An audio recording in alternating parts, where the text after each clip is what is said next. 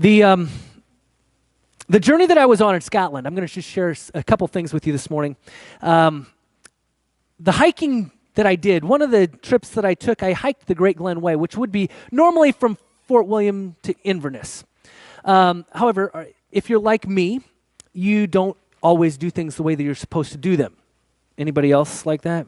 In fact, sometimes you intentionally look for the most difficult way to do something, or you do something that's more creative, you think, or just is more stylistically you, right?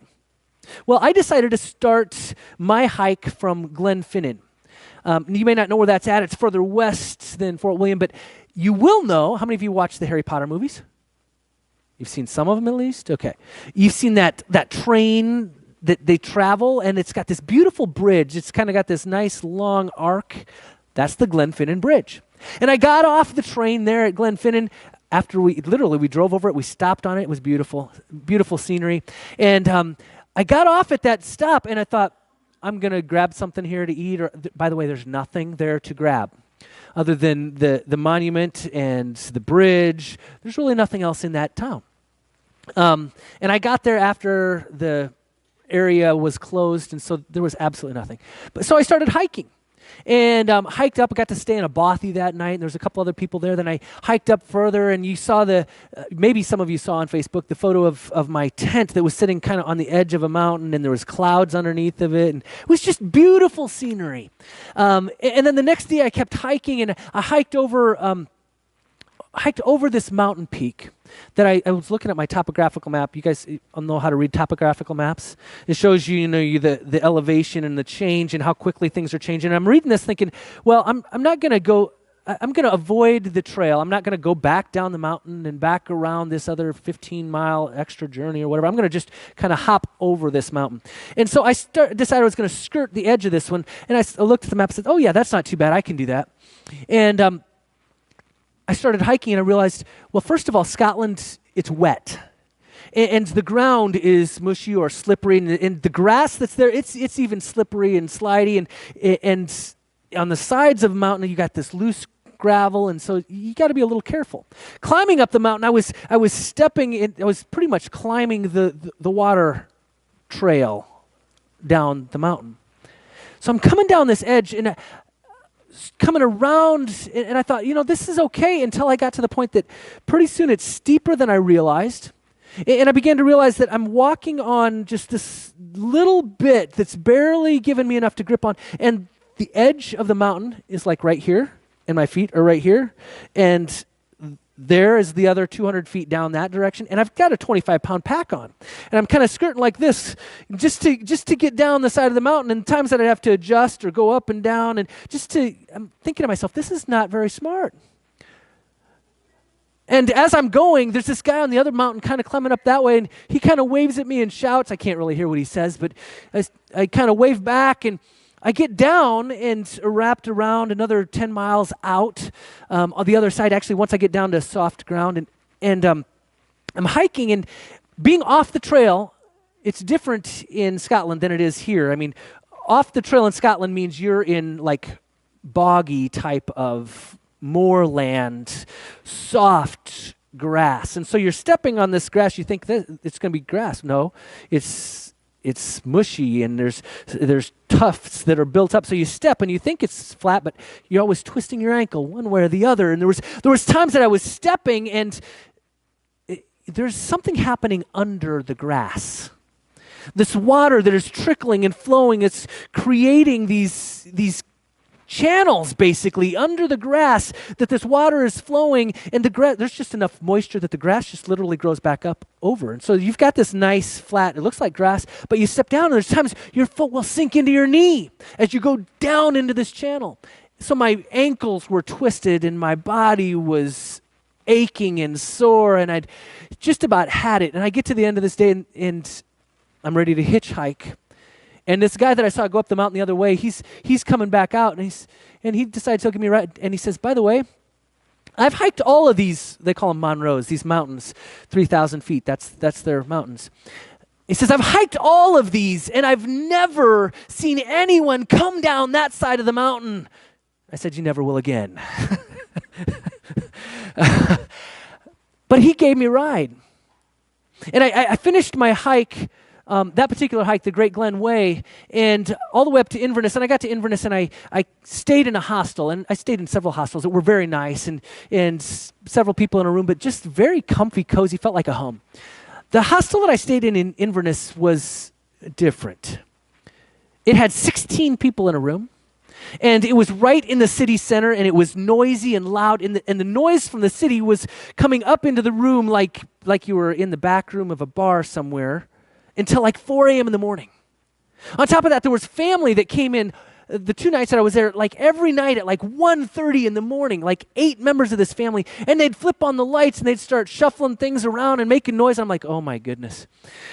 I'm convinced actually this family probably lived in the hostel and was probably one of the local business owners running a restaurant or something.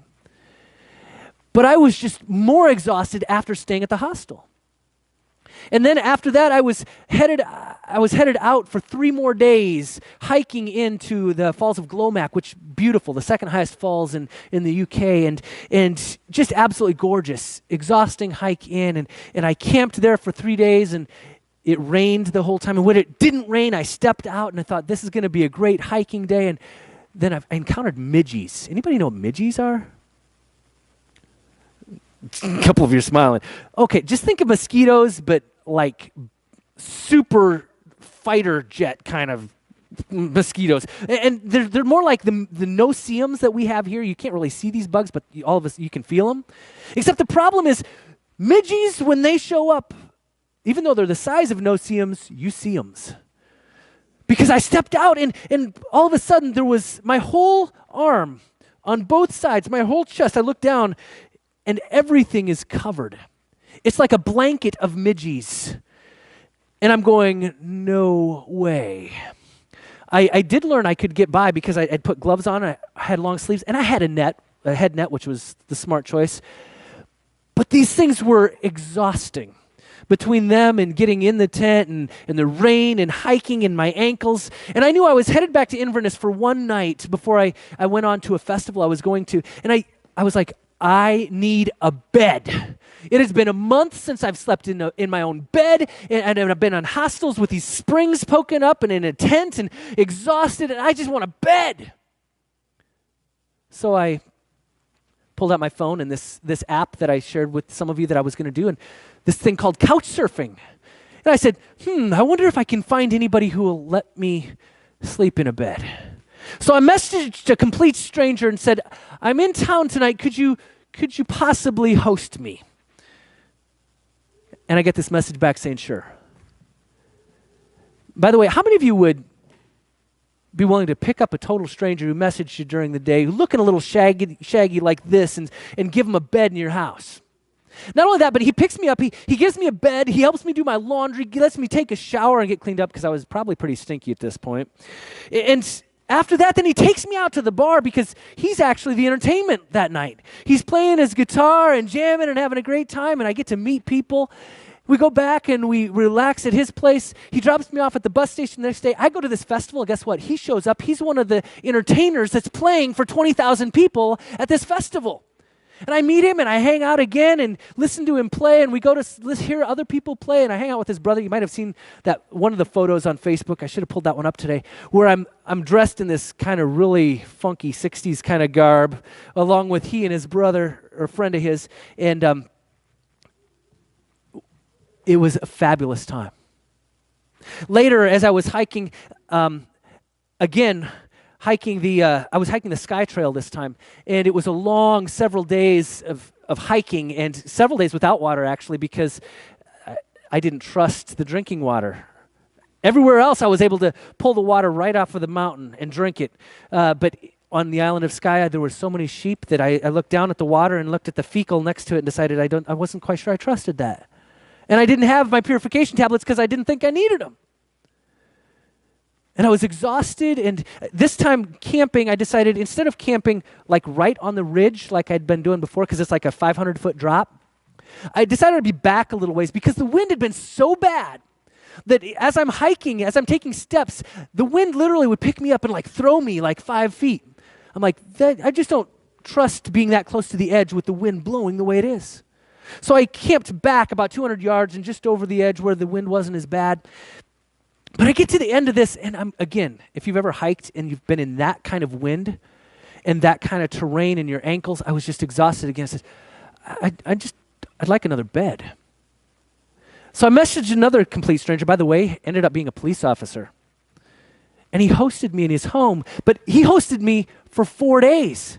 Because when he picked me up, he says, oh, you can stay here. He says, I'm in the perfect location right here, and each day you can take a trip out to here, or you can hike to here. And it was a great location right there next to Skye, the island of Skye. And I got to do several things. And he hosted me and let me do my laundry and shower, and we had meals together. And actually, I prayed for him on Friday because he went in for an MRI on Friday. I came back, and I have friends. People that I didn't know when I went, that they didn't know me, and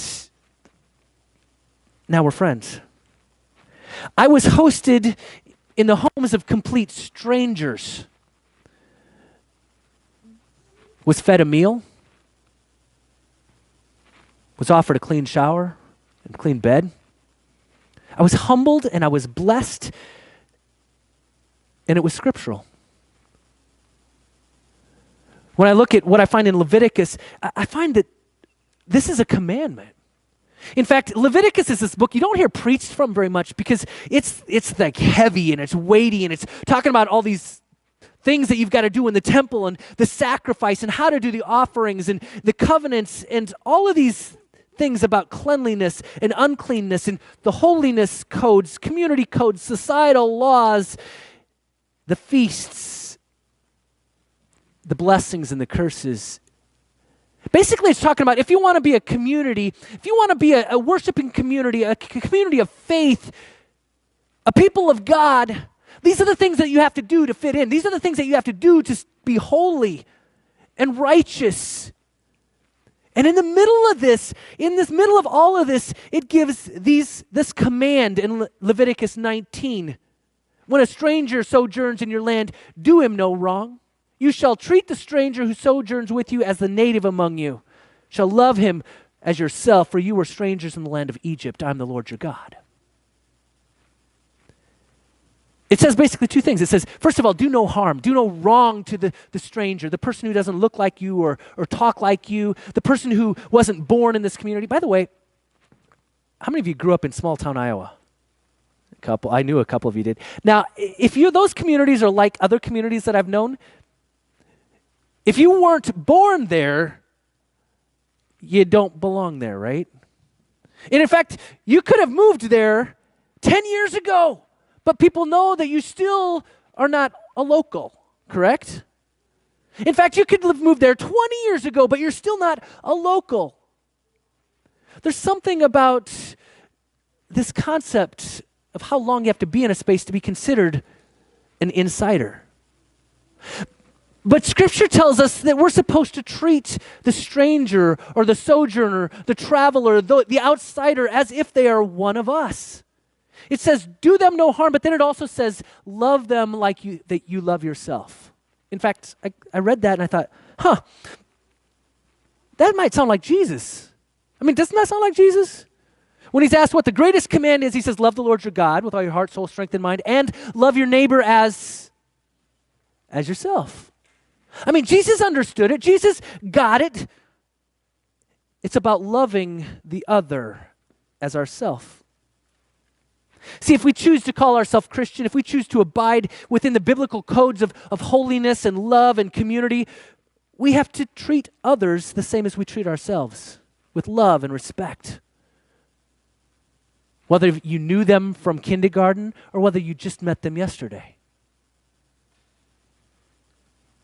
Sitting in a coffee shop, how often do you see somebody you don't know?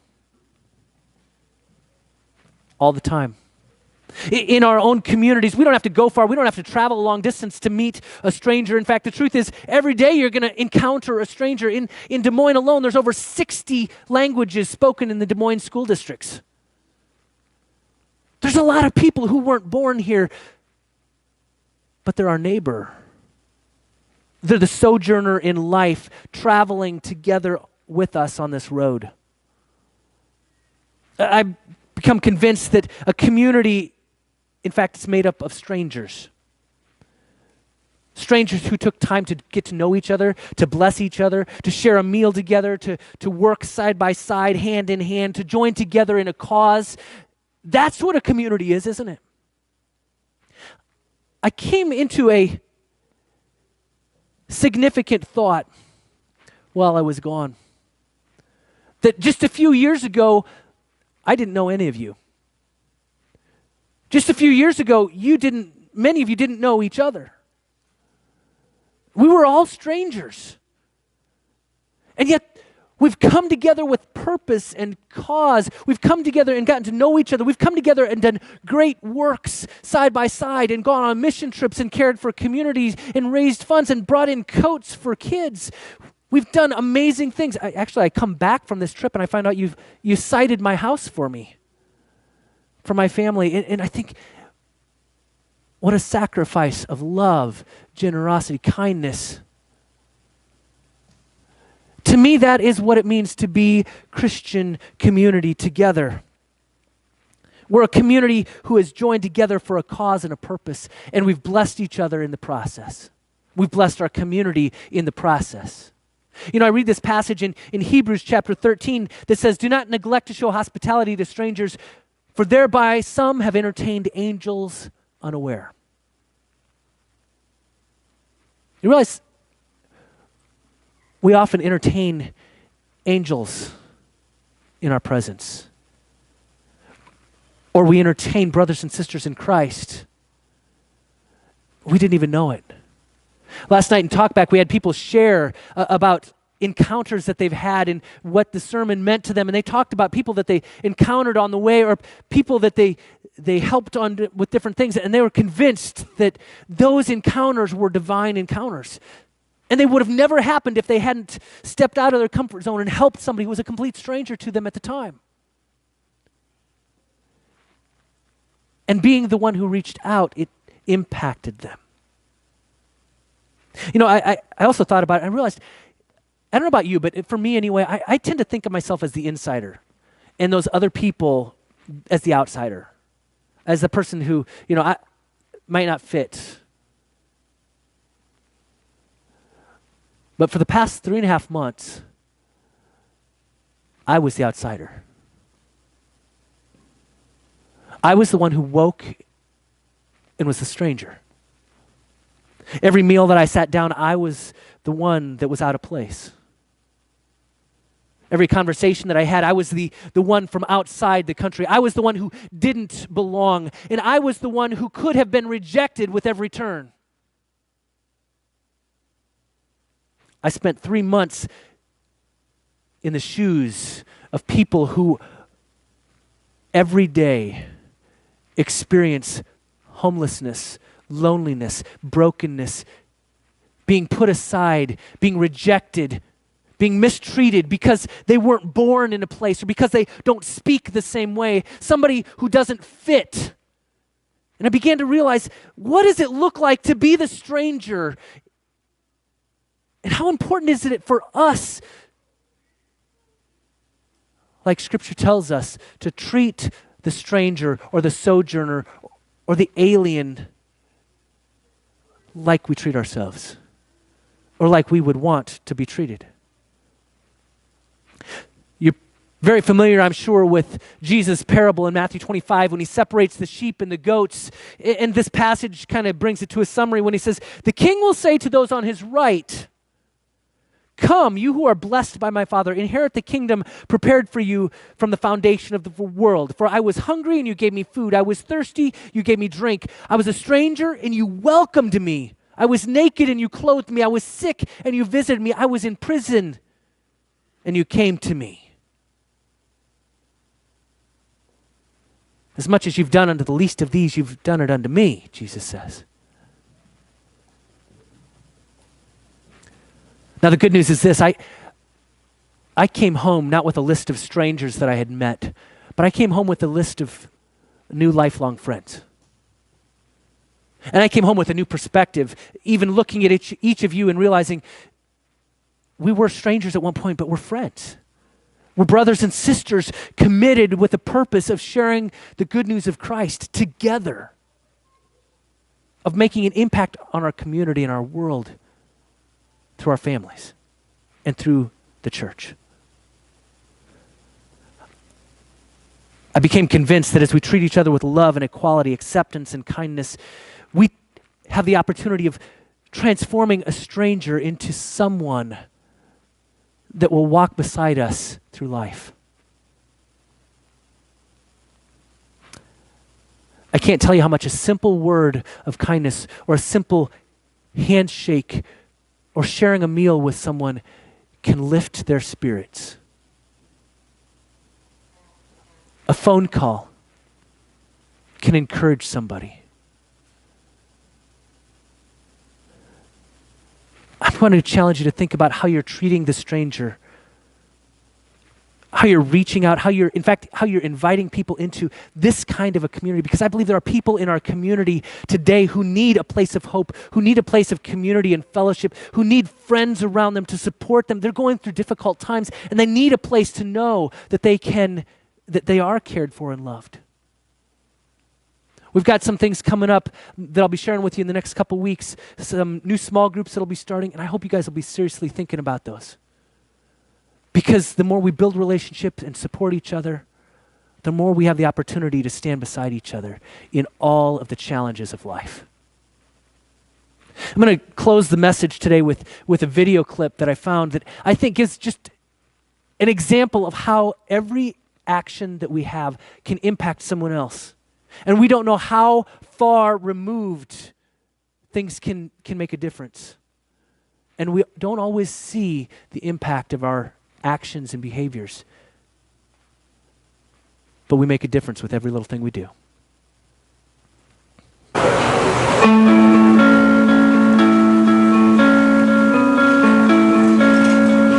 This is Nate. Nate became a Christ follower 2 weeks ago and is still a bit giddy about it, though he's trying not to do cartwheels in public. Nate became a believer partly because of Kim. Yet oddly enough, Kim and Nate have never met. How is this possible? Well, let's take a look. Kim loved Jesus from an early age, and in college she had a huge impact on her friends. While most of her peers used their college years to, well, experiment, Kim didn't. She remained committed to her faith, and it showed. It especially showed to Lisa, her roommate, who confessed to Kim that she wanted whatever it was that made Kim so strong. Kim shared her faith with Lisa, and Lisa believed. Years later, at Lisa's first real job, she met Thomas. Thomas was hit by a drunk driver when he was 13 and still carried a lot of anger and bitterness. Thomas and Lisa became friends, and it wasn't long before he started going to church with Lisa and her husband. After a lot of studying and searching, Thomas gave his life to Christ. Fast forward a few years. Thomas became a public speaker and was often asked to speak at large events. See, when he became a believer, Thomas developed a new perspective on life. He stopped resenting what had been taken from him and started being thankful for the second chance he had been given. On one particular day, Thomas shared about overcoming hardship and what it means to choose joy. He was so passionate that a number of people were inspired to share a link to his video. The video of Thomas inspired James, too. And if anyone needed inspiration, it was him. James had a ton of issues. He spent most of his life as a passive husband, an absent father, and a horrible friend. That said, no one disliked him more than he disliked himself. But everything changed the night he happened to watch Thomas online. Something clicked and he knew what he had to do. He surrendered his miserable life to someone greater, and he was forever changed. James fought hard to make up for the lost years with his family, and he also began working with young men who were in danger of throwing their lives away. One of those men was Nate. Nate didn't really know his own dad, and he had no real direction in life, ultimately bouncing from one bad decision to another.